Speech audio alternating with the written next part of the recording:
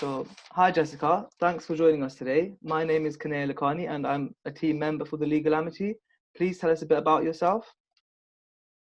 Hi, I'm Jessica. I'm 23. I'm a full-time paralegal and I'm studying part-time the graduate diploma in law and living in London. Okay, nice. And how have you been finding it so far?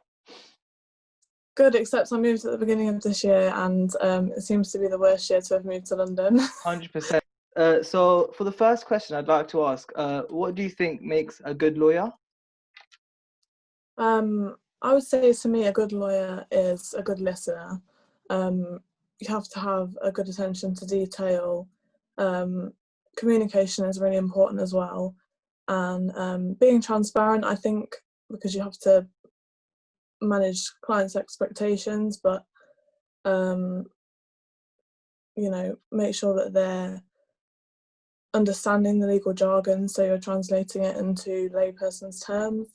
But that kind of involves being adaptable to different people's needs and personalities. Definitely. And so being able to efficiently and eloquently do that is a skill in itself. And I think as well, being empathetic and caring and having a noticeable passion as well, because it does come across to clients on the other side. 100%, yeah.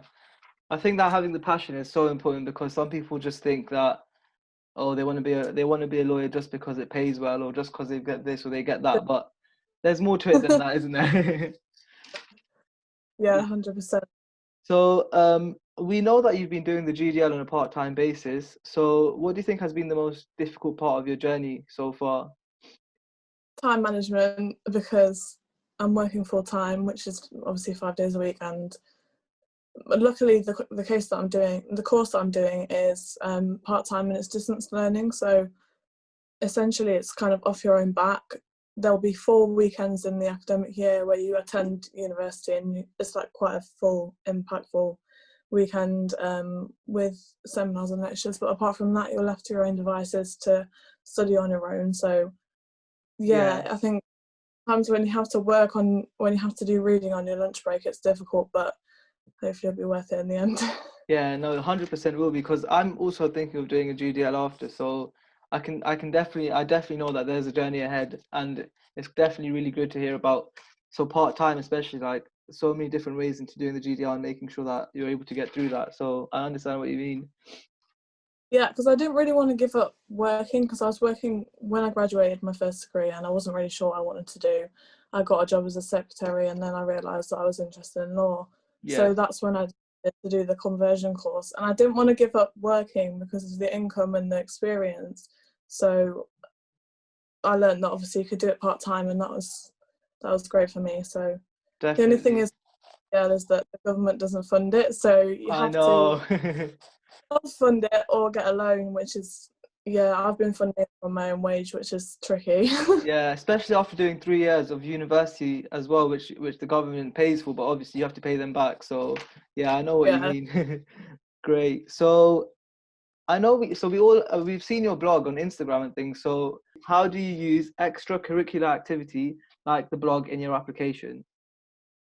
So the blogs, I started that quite recently during the COVID restrictions that were early this year, and it was kind of a friend of mine on my course had a legal Instagram, and I thought it was a really good way to network. So I think if you have a legal blog or an Instagram, you can use that as a way to show that you're passionate and you're interested, and you can network with other law students and other legal professionals. And it in that sense, it motivates you because you have all these similar like-minded people posting things. And if you're doing posts and you're blogging in that way, I think digesting the legal information into short blog posts is a really good way to consolidate the knowledge in your own head, because you're in your own words and helping other people at the same time, but it shows your understanding and willingness to help other people as well. Yeah, and I think so I remember seeing your post with the GDL, the comparison between the SQE and the GDL, like routes into law. I find that snapshot information like that was very useful for me, because that's always been something I'm so confused about. There's so many different ways, so many abbreviations, and there's just a lot of things that you try and get your head around. So definitely, I think chunk size information like you've been posting is really good and very helpful for like potential students who want to go into law. So thank you for that.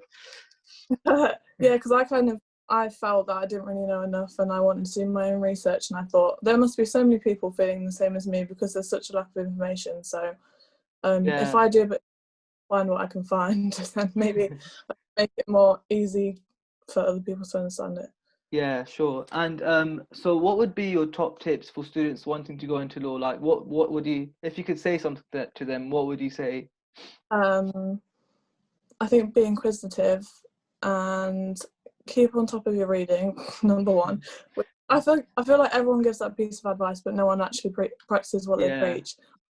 Same with that. I leave it to the last minute, and I never do that. Do your own research and find the areas that you love, and that will obviously fuel your interests. And don't get deterred by the lengthy, costly and strenuous journey to qualification, because everyone has to go through it, and if you want it enough and it's meant for you, you'll get there. Definitely.